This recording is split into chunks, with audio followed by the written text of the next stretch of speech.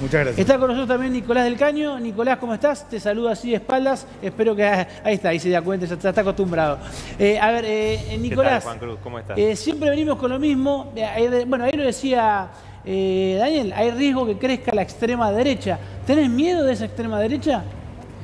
Bueno, mirá, los planteos obviamente que hace la extrema derecha, en el caso de Milei y Esper, son completamente demagógicos, ¿no? Lo escuchamos hablar a Milei del plan de dolarización, que es completamente demagógico porque dice que lograríamos una estabilización. Sin embargo, oculta que lo que dicen algunos que han hecho los cálculos de que podría llevarse el dólar a 400 pesos o hasta 4.000 pesos, ¿no? Una inflación toda junta, ¿no? Vos tenés ahora una inflación enorme, 50% anual, pero es como decirte que te junten esa inflación de varios años toda de golpe, te pulverizan aún más los salarios, las jubilaciones, los ingresos de los trabajadores. Bueno, eso obviamente sería catastrófico, ni hablar de los aumentos para todos los productos importados, etcétera. Aumentar aún más la desigualdad, ¿no? Yo creo que acá recién se hablaba el tema de la inflación, medidas elementales, ¿no? Principales, creo yo, y básicas, son un aumento de salario de emergencia en primer lugar, ¿no? Que se recupere todo lo que se perdió en los últimos años, bajo el gobierno de Macri y también bajo el gobierno de Alberto Fernández. Ningún trabajador puede estar debajo del límite de la pobreza. ¿Qué hacemos que no estamos discutiendo esto? ¿No? Es decir, hay que discutir en primer lugar esto, porque si no, yo creo que no. Fíjate que el Congreso está paralizado y las cosas que dicen que van a discutir, bueno, lo único que funcionó fue para el acuerdo con el Fondo Monetario y pagarle la deuda a los especuladores. El Congreso funciona y ustedes van y la verdad se paran y no hacen que funcione. No, nosotros tenemos proyectos, tenemos planteos que no se quieren poner a discusión. Porque la agenda del pueblo trabajador. ¿Cómo? Algunos son planteos No, estamos haciendo este planteo, pero a ver, hablemos de esto concretamente. ¿A vos te parece que este gobierno que fija un salario mínimo en los niveles de indigencia, ¿por qué no fija el salario como corresponde? Bueno, obviamente que es justamente por una cuestión de beneficiar a los empresarios. Fíjate que mientras aumentó la desigualdad, ¿no? Y se habla de crecimiento económico y demás, hay datos concretos de los principales empresarios de la Argentina que aumentaron su fortuna en 300 millones de dólares, en 500 millones de dólares, 200, bueno, los Bulgeroni, los Roca, esos se llenaron más los bolsillos de lo que ya tienen, ¿no? Y que Nicolás, tienen fortunas incontables. Perdóname, y también esta semana se conoció el INDEC que 7 de cada 10 asalariados en el último trimestre del año pasado ganaron menos de 35.000 pesos, ¿no? Hablando de esta disparidad, ¿estás de acuerdo entonces con un aumento por decreto como se hizo en enero del 2020? A ver, yo creo que tiene que haber un aumento de salario. Sí, bueno, pero el gobierno no plantea un aumento para recuperar lo perdido, que fue lo que prometieron en campaña electoral. Digo. Ellos ahora dijeron en la campaña electoral, vamos a darle a los jubilados el 20% que les robó Macri. Los trabajadores van a recuperar, va a volver el asado, etc. No estoy defendiendo a nadie, pero vino la pandemia a los 3 meses, ahora la situación. Bueno, pero el año Ucrania, pasado, vos recién señalabas este dato, el año pasado que hubo un crecimiento, ¿no? Y el gobierno todo el tiempo insiste con este enorme crecimiento. Bueno, los que se llevaron la principal tajada fueron estos grandes empresarios que mencionábamos recién. Los trabajadores siguieron perdiendo, a pesar de que el desempleo no creció aún más. Por eso, ¿no estás de acuerdo con que se dé un aumento por decreto como sí se hizo en enero del 2020? Bueno, veamos cuál es el aumento, por eso te digo, yo creo que tiene que haber un aumento y obviamente después hay muchas otras medidas, ¿no? El monopolio estatal del comercio exterior que nosotros planteamos para que haya un verdadero control, apertura de los libros de contabilidad, porque son las trabajadoras y los trabajadores los que conocen los verdaderos costos, ¿no? ¿Cuánta es la tajada que se llevan? Porque permanentemente te aumentan los precios, ¿no? Y para ellos resguardarse, dicen, ¿no? Y cuidar su margen de ganancia. Bueno, los trabajadores son los que saben, desde la producción, el transporte de los alimentos, etc. Vos tenés un planteo, tu fuerza política, que tiene mucho que ver con esto de un rol de un Estado, teniendo más controles, un rol de un Estado redistribuyendo. Ahora en la Argentina, y lo marcaste al principio, pareciera que hoy ganan más adhesión a aquellos discursos individualistas, a aquellos discursos que plantean el sálvese quien puede. La figura de Milei que vos decís prácticamente es un planteo de ese estilo. ¿Te preocupa que en este momento de crisis sea más esta idea de la meritocracia, si se quiere, mal entendida? Bueno, por supuesto que eso responde a que hay un enorme descontento de sectores de la población con los distintos partidos políticos que han venido gobernando hasta ahora, ¿no? Ahora, obviamente que esta solución, estos planteos son completamente demagógicos. Sin embargo, hay que decir, nosotros de la izquierda hicimos una muy buena elección siendo tercera fuerza el año pasado y particularmente en lugares como el conurbano bonaerense, donde hemos obtenido votaciones del 10%. Bueno, ayer estuve, por ejemplo, en Merlo, donde obtuvimos 2 concejales, y la realidad es tremenda, digamos, ¿no? Pero al mismo tiempo, esos valores que intenta la derecha hacer que se metan permanentemente en los sectores populares, bueno, hay muchos sectores que no están de acuerdo con eso, ¿no? Que, por ejemplo, ven que se estigmatiza permanentemente a los sectores más pobres, más humildes, que se le dice que viven de los planes, cuando en realidad son trabajadores que no tienen un empleo genuino. Nosotros frente a eso tenemos una propuesta que la hemos planteado, la reducción de la jornada laboral, el reparto de las horas de trabajo. Eso no se quiere discutir. Se podría generar 1 millón de puestos de trabajo. ¿Por qué no 1 millón de puestos de trabajo. Porque no quieren discutir una salida favorable a las grandes mayorías trabajadoras. Esa es la realidad. Es decir, hoy están discutiendo, bueno, quién va a ser los candidatos de las coaliciones mayoritarias, quién va a ser candidato, si si el otro, la interna del gobierno. Ahora, ¿tienen programas realmente distintos, por ejemplo, de distintos sectores del gobierno? No hay una salida distinta entre el sector del albertismo, el kirchnerismo, Massa, etcétera. No, esencialmente confluyen en las mismas ideas. Pero insisto, digo, volviendo a esto que vos señalabas, ayer jóvenes secundarios contaban todos los problemas que hay en la escuela, bueno, lo que significa la vuelta a la presencialidad, la falta inclusive de espacio en las aulas, los problemas de infraestructura, que no tienen agua, también los docentes, ¿no? Con la precarización laboral, los bajos salarios. Y decían, bueno, nosotros queremos que haya otra empatía hacia los problemas que tenemos en los barrios populares, en las escuelas, ¿no? Porque se estigmatiza permanentemente atacando, ¿no? Y estos sectores, justamente de la derecha, hacen eso, ¿no? Como si en realidad no fuera un problema del sistema, no es la responsabilidad de esos jóvenes. Un pibe decía, yo por ejemplo, en la pandemia hice un gran esfuerzo y en un momento no daba más y estaba por dejar la escuela, porque mis viejos no tenían un mango, ¿no? Y bueno, pero ¿cuántos pibes? Este pibe siguió, pero ¿cuántos pibes dejaron en ese momento de la pandemia la escuela? ¿Cuántos pibes no van? Bueno, esa situación, digo, si vos no ponés como prioridad sacarle a los que se la llevan en pala, ¿no? Para resolver los problemas que tienen las mayorías trabajadoras y discutir esto. Nicolás. Juan Cruz recién me preguntaba, bueno, ¿por qué no se discute esto? Y bueno, porque justamente no quieren afectar esos intereses. Pero ahora, y te tenés que enfrentar a los poderosos. Sabiendo que estos salarios no cubren la canasta básica, ¿a vos te parece que la persona que le reducen el horario laboral podría irse a su casa tranquilo o va a tener que salir a buscar otro laburo para poder suplementar ese sueldo que no alcanza?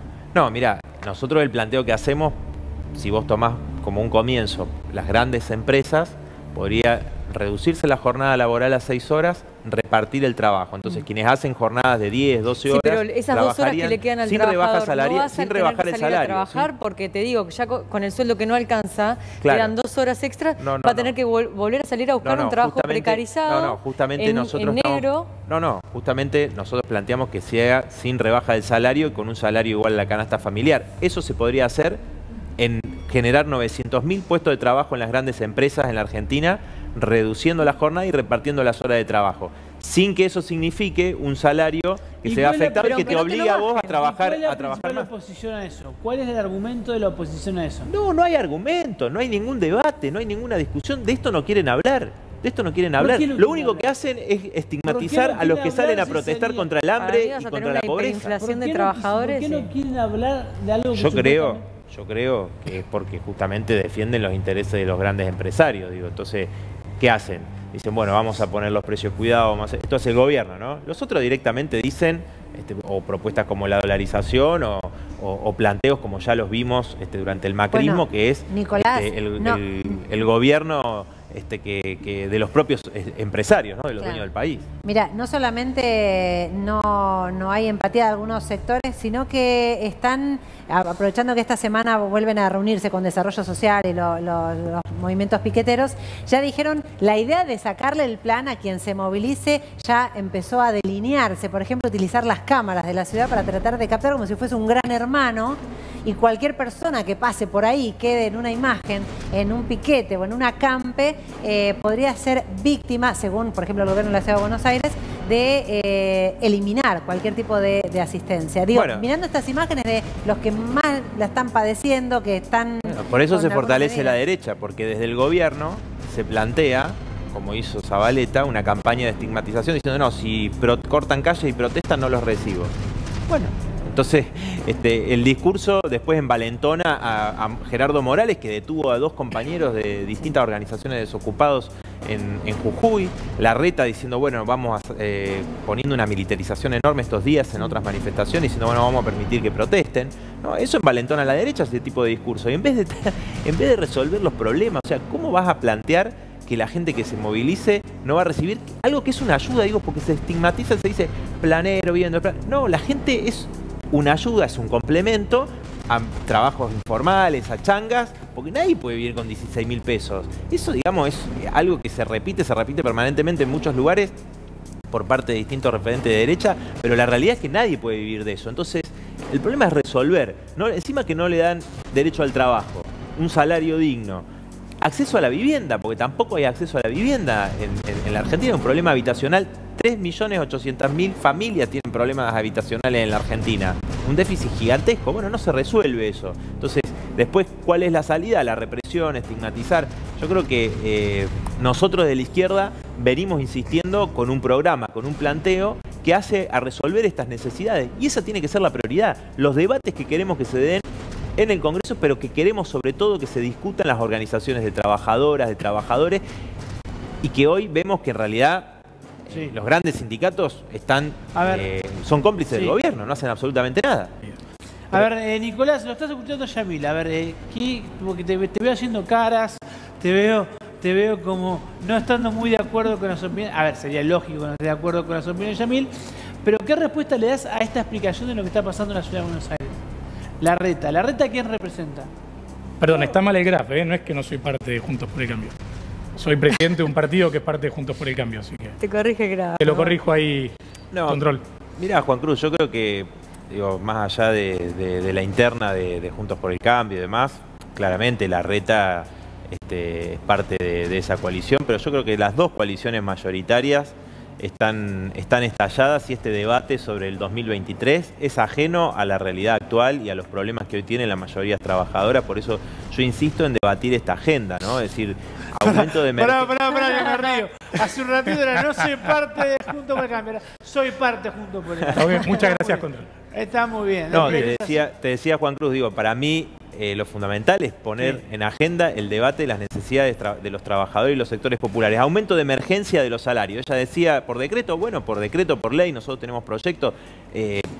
Obviamente requiere una gran lucha de los trabajadores para recuperar lo perdido y mantener un poder adquisitivo que permanentemente se tiene que actualizar el salario en función de la inflación, ¿no?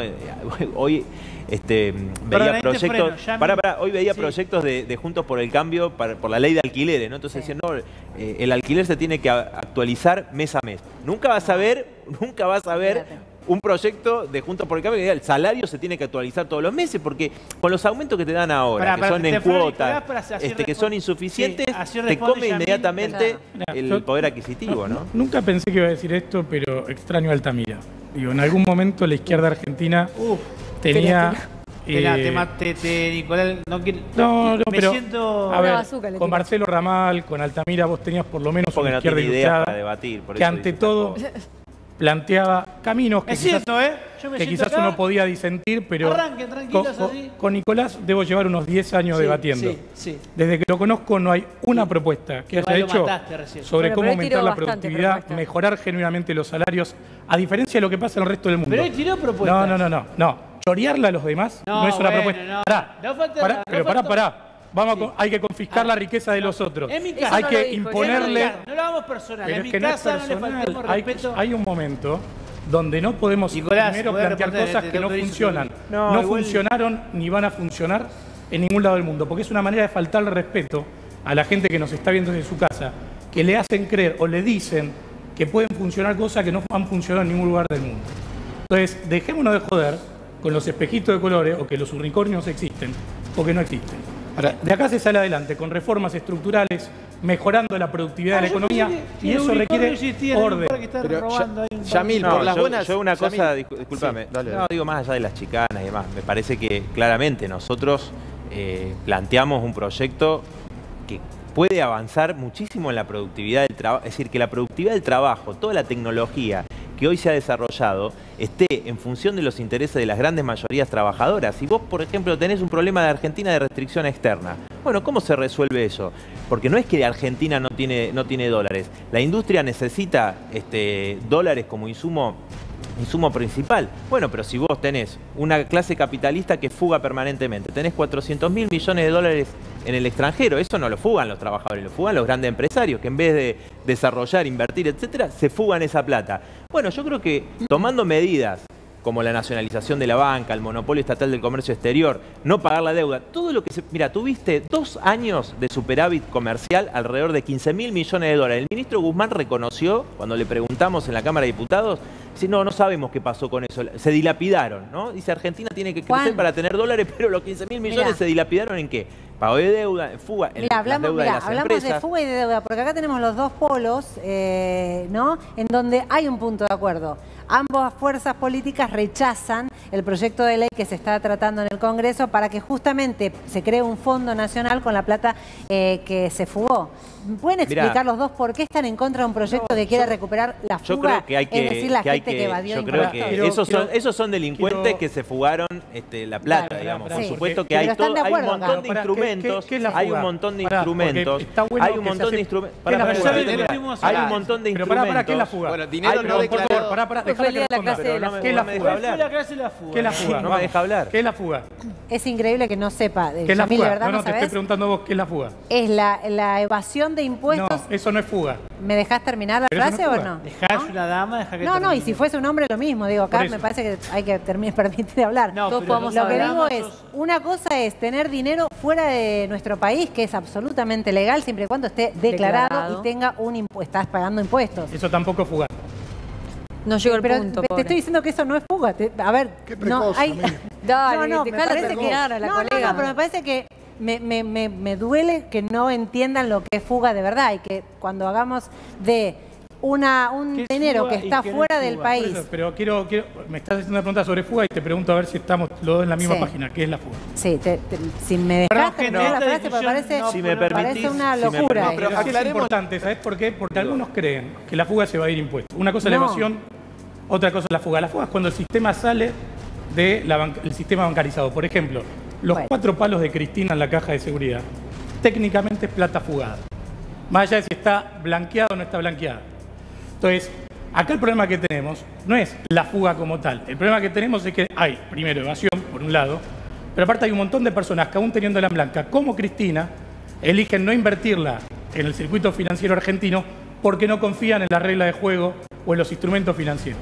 Entonces, Cristina, siendo una fugadora, y todos los que tienen plata en el colchón, en la caja de seguridad, blanca, plata blanca, son todos fugadores.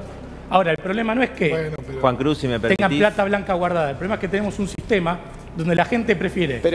Argentina es el tercer país del mundo de más evasión de los grandes empresarios. Pero ellos los defienden. Tienen la guita en los paraísos fiscales. Por supuesto, tiene razón Santoro en que hay una fuga que es legal. Por supuesto, él defiende la fuga legal de los capitalistas que se fugan la guita, que producen los trabajadores y las trabajadoras. Por supuesto, pero hay un problema, me parece importante en esto, que este proyecto lo que dice es que lo que se recaude va a ser para pagarle al Fondo Monetario Internacional. Nosotros obviamente lo que no estamos de acuerdo es que sea algo para pagarle al Fondo Monetario cuando no hay urgencias en la Argentina. ¿Lo urgente es pagarle al fondo o resolver el problema de la pobreza, del hambre, del desempleo, de los bajos salarios? Ese es el problema con este proyecto. Gente, la verdad, muchas gracias por estar con... hoy están, la verdad, bastante pelotudos. Discúlpeme que diga que están así. Me están diciendo, vamos en 3 minutos y 35. Bueno. Ok, perfecto. No me escribas si no tengo con el celular, estoy conduciendo un programa. Dale, Yamil, arrancá. Bueno, volviendo, lo que tenemos que estar discutiendo para resolver el tema de la pobreza y demás es cómo logramos que la gente que tiene esa plata debajo del colchón, que técnicamente fuga, o en cuentas afuera, o donde fuera, decide invertirla en la Argentina, sea en acciones, sea en bono, ayudar a que esa guita entre en el circuito productivo.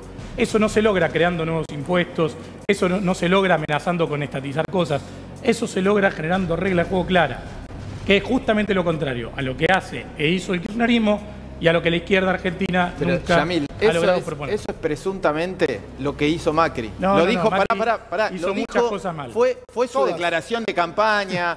Lo dijo, hizo reuniones para 1000 empresarios en el CCK, ¿vos te acordás? El CCK lo usaron y dijeron, no, ahora sí, porque hay que ir por las buenas. Por las buenas se fue toda la plata. Ahora, ¿sabés cuál fue el problema? Vamos a ser claros dónde falló el macrismo. Ellos repetían como mantra una cosa, que el déficit fiscal lo iban a licuar creciendo. Entonces no cambiaron un montón de cosas estructurales porque creían que las inversiones iban a llover en la Argentina. El problema es que si uno empezase a encarar los problemas de fondo, la reforma fiscal, la reforma tributaria, la reforma laboral y todo lo que hace falta financiera, para mostrar también lo que hace falta para que Argentina sea un país creíble, sostenible en el tiempo, nadie va a poner un mango en la Argentina. Y ese fue el gran problema del periodo 2015-2019. Yo creo que hay que Pensaron que con un cambio del presidente, con ojos claros, se resolvían buena parte de los problemas de la Argentina. Y no fueron a encarar los problemas de fondo. Yo creo que esa es la gran diferencia de lo que está pasando. Ya va del caño. De lo que va pasando de cara al 23 de lo que pasó antes, que es que hoy hay un programa en el que estamos discutiendo todos para que cuando nos toque gobernar hagamos lo que haya que hacer. No, yo digo, la última vez que le tocó gobernar a López Murphy ser ministro de Economía duró creo que una semana o 10 días justamente porque propuso recortar el presupuesto para las universidades públicas. Digan, verdaderamente quieren destruir la educación pública, como lo han hecho durante todos estos años muchos gobiernos que han desfinanciado. Ojalá el año que viene tengamos la posibilidad López Murphy la última vez que estuvo como ministro de Economía duró 10 días. ¿Por qué? Porque hubo una movilización estudiantil de los docentes, toda la comunidad educativa salió ¿Cambió de idea López Murphy sobre esto, Yamil? ¿Cambió de idea? Dijo, no vamos a permitir que ataquen la educación pública. Hubo un cambio por lo menos de...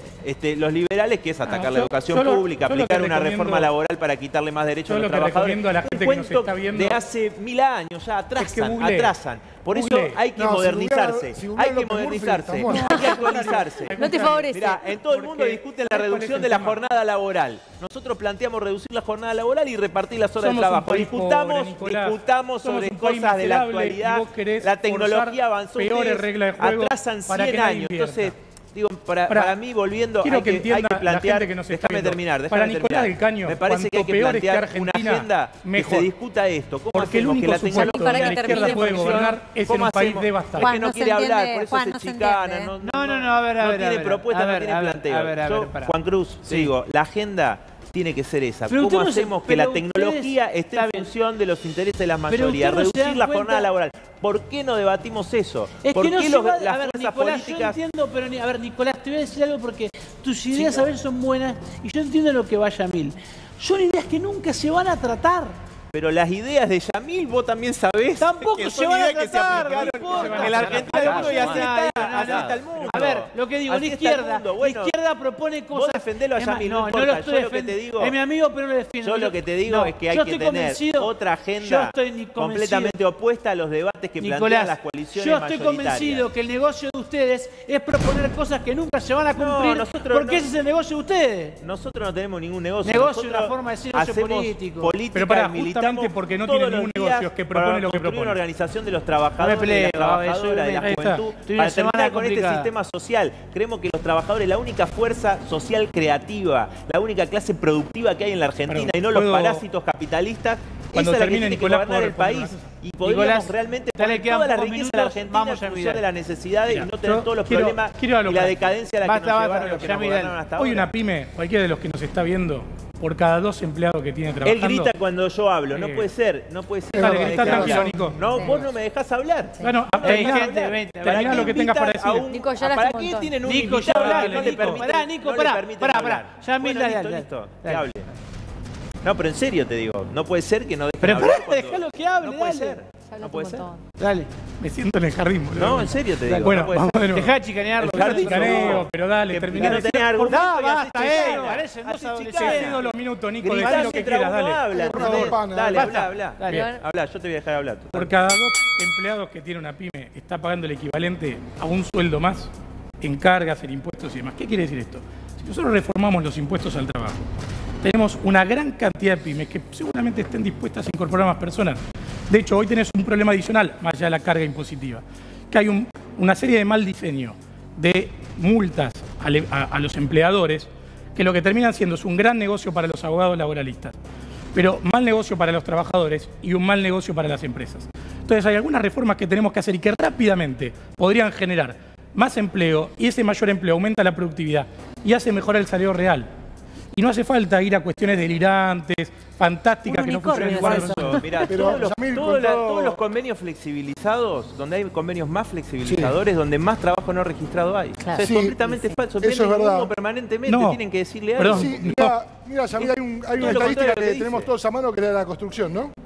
Todos sabemos que el empleo en la construcción es uno de los más flexibles dentro de la República Argentina, también es el más precarizado, y es el primero que vuela cuando la economía vuela, el primero que cae cuando la economía cae, y yo no conozco ningún albañil millonario o con sueldos que estén arriba de los que tienen otros convenios colectivos. Digo, ¿por qué pensás que eso puede suceder si no pasa en la Argentina? Y donde más trabajo no registrado a ver, hay, primero, poder. Perfecto, Yamil, gracias Nicolás. Nosotros nos empezamos a despedir.